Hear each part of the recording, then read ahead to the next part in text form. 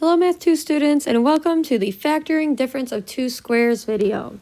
So in the last video we talked about factoring out a greatest common factor, and we'll kind of use that skill today. But what our main focus is going to be today is factoring a difference of two squares. So the first challenge of doing a difference of two squares is identifying that it is a difference of two squares.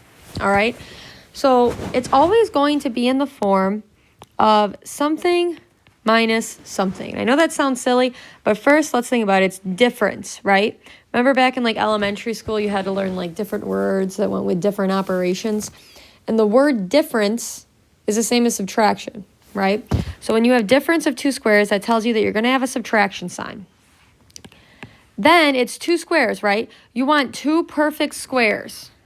And what I mean by that is some examples of perfect squares would be like 4, 9, 16, 25, 36, 49. Do you see where I'm going here? We got 2 squared, 3 squared, 4 squared, 5 squared, 6 squared, 7 squared. And of course you could keep going, right? You'd get, so 7 squared, 8 squared, 64, 9 squared, 81, 100, 121 for 11. So you can just keep going. So these would be examples of perfect squares, all right?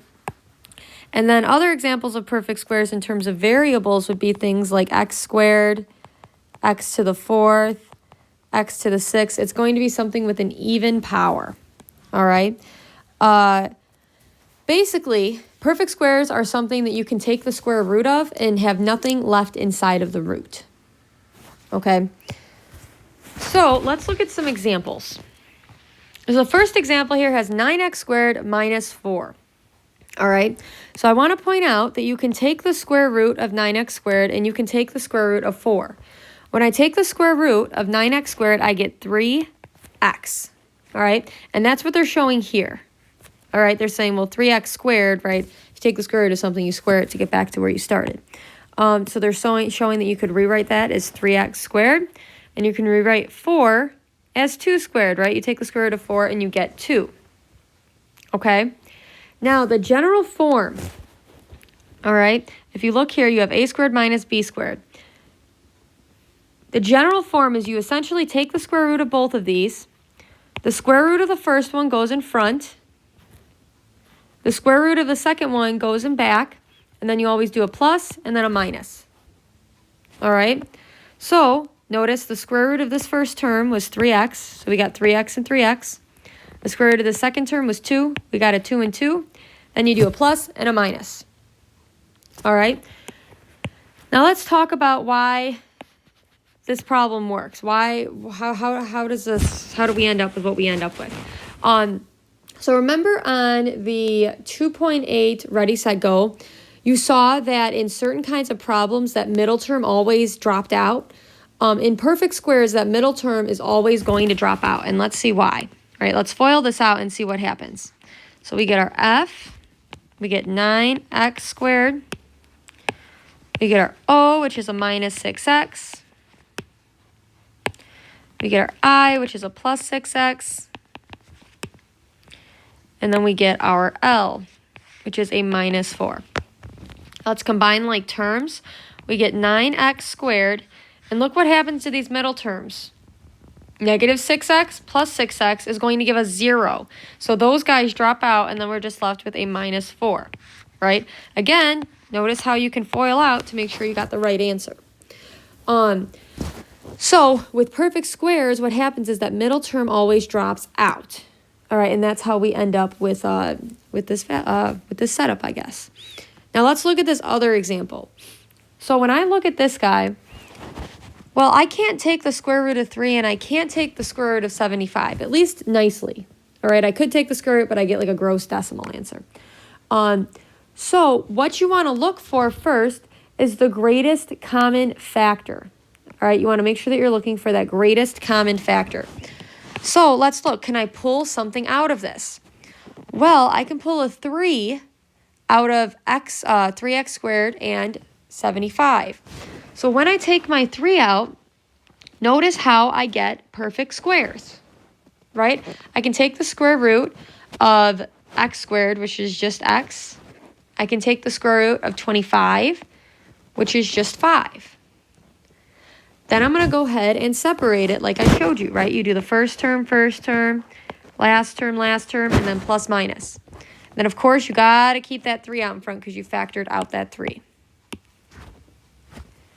So those are the two kinds of difference of two squares problems that you're going to see today. So let's do some examples. All right. So we're looking at this, and these guys are looking like perfect squares. I definitely don't have any common factors I can take out. There's no leading coefficient on my p squared. So I'm going to go ahead and take the square root of both of these. All right. So the square root of p squared is p. The square root of 36 is 6. All right. So now I'm going to go ahead and put into this format, right? We do the a plus b, a minus b. So I'm going to do p plus 6, p minus 6. All right. Now again, I look here, my next example, I have a difference of two squares, right? Notice how I have that subtraction sign in the middle. And I can take the square root of both of these terms. The square root of 25m squared is 5m. The square root of 9 is 3. So I can go ahead. I'm going to have 5m, 3 and 3, plus minus. That would be my answer there. All right. So my next example. All right, I look at this.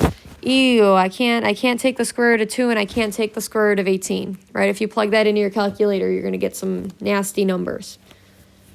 So let's see if there is a greatest common factor I can pull out. So I'm looking. I can write out my factors, or I can just kind of look at it. Well, I definitely want to take a 2 out of here. All right.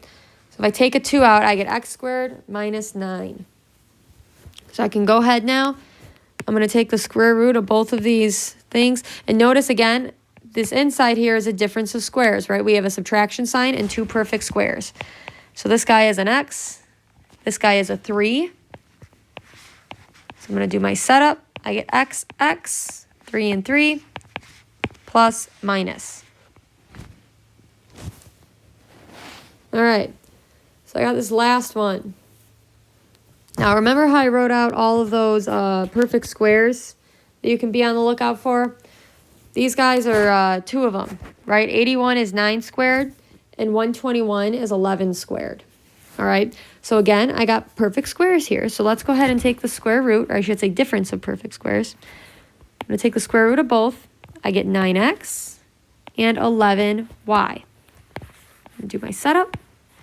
9x, 11y, plus minus. All right. So you're going to go ahead.